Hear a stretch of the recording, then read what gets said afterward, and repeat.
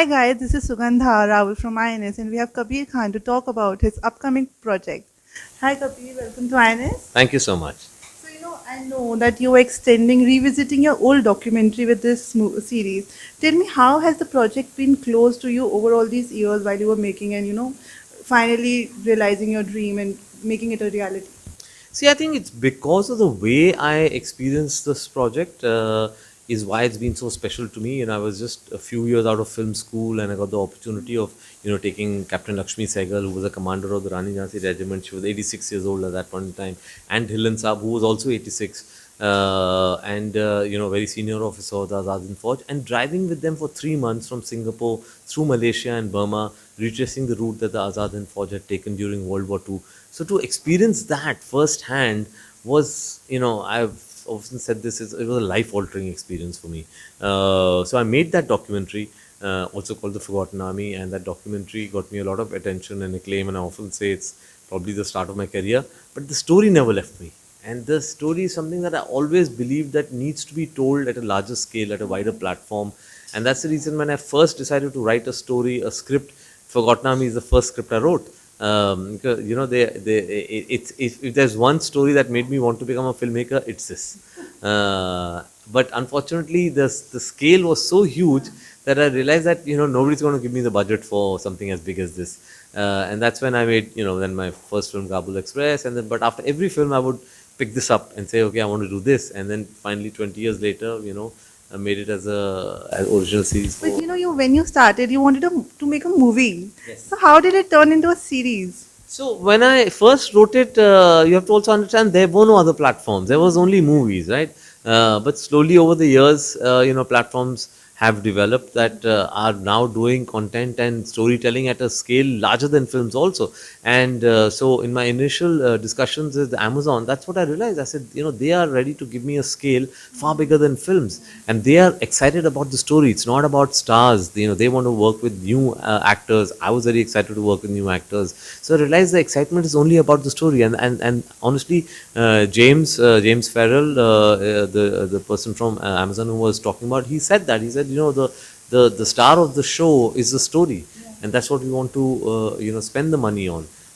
So I think it was a great platform to collaborate with on, and they've generally been like true partners on this endeavor. And the lead pair is very convincing, and they make you believe the whole story. I know it's real story, but tell me, while you were making, were you hesitant ki newcomers, and because it's also one of the most ambitious project of yours? No, I was very excited about it. See, what happens in the film industry is that once you have a very large budget, then sometimes the pressure comes on to take a star. But what is really refreshing and liberating about a platform like Amazon is that they were very clear that, okay, yeah, let's go with new actors. And that's what makes all the difference. As you said, they look more credible. They make you believe in that world because they come with no baggage. They're new faces. So when you put them into a world, that world starts looking more credible. So I was really excited. To be able to work with new actors and yet have the yet be able to mount it at scale which is far bigger than any of my films. And my question is that how do you think working on an OTT platform which will give you a wider reach is liberating as a filmmaker? Because obviously there's also not box office pressures, ki numbers kitne honge. Does it liberate you as a filmmaker? It does. I think it allows you to be maybe truer to the story, truer to the history. I mean, I can say in the case of the Forgotten Army, it can definitely, it allows you to be truer to the history. Because you're right. See, I mean, the box office pressures, as a filmmaker, I tend to not take it on anyway too seriously because there's no point. There's nothing you can do about it because nobody can predict what will happen at the box office. But having said that, yes, I think to be able to do something where you're not thinking about, okay, what are the opening day figures, and if it doesn't do well for 1 week, then it will not get more screen space. That is not there. It's a show that comes on the platform. You can watch it on day one. You can watch it 100 days later. It's up to you. There are so many shows that I have because I've been very busy and not been able to show much. I have it on my list, and I know, okay, I'm not watching them now, but maybe after 2 months I'm going to watch them. And this is something I've been noticing about web series. The excitement lasts for much longer, and people watch it months later and continue to watch it. I think that's a great as a storyteller. I think it's very empowering. How do you think the story is relevant right now? So I've often said this: history will always be relevant. And whenever you make it, there'll be something which will resonate with the current times. And in the case of Forgotten Army thing, there'll be so much that will resonate. That there's a certain ethos that the Forgotten Army had. There's a certain vision of India that they had, which you will know during the show. And that vision, when you look at it in today's times, that relevance will always be there. You'll question it. You'll question, this is what they believed in. Will they like the India of today? Will they not like the India of today? So all these questions, I think, will make it very relevant.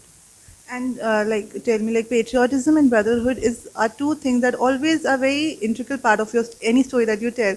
How do they come into the picture? Like, how do you weave it in? Like, is it a very organic process? It's a complete organic process. I don't go about thinking about it, as a patriotic. I must make this patriotic. I think I just get drawn to stories that have this very, heartwarming feel about them. About the Forgotten Army is a story of this, this army that 27,000 of them, gave up their lives for this fight for freedom, and it's a story that we just don't know.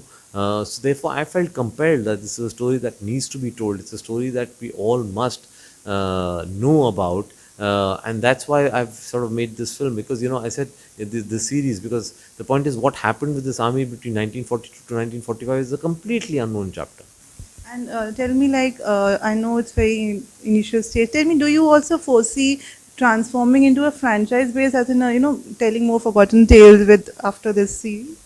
It could be, absolutely. This story itself is a limited story. I mean, it has a definite end to it. But yeah, I think picking up the stories of more forgotten armies, because one area that's really fascinated me is the soldiers of the British Indian Army. I mean, the Azaadi Hind Fauj are also basically soldiers of the Azaadi Hind Fauj that then formed their own army. But there's so many others. I don't think the contribution of the Indian soldier in the British Indian Army nothing has been done. There is there's not a single memorial to the soldier in England. This was the largest voluntary army in the world, and pretty much the British Empire fought all its battles with Indian soldiers. Yet there seems to be not enough given to them, or not enough credit given to their efforts. So I think that can become a very interesting subject to maybe pick up some more stories about some more forgotten armies.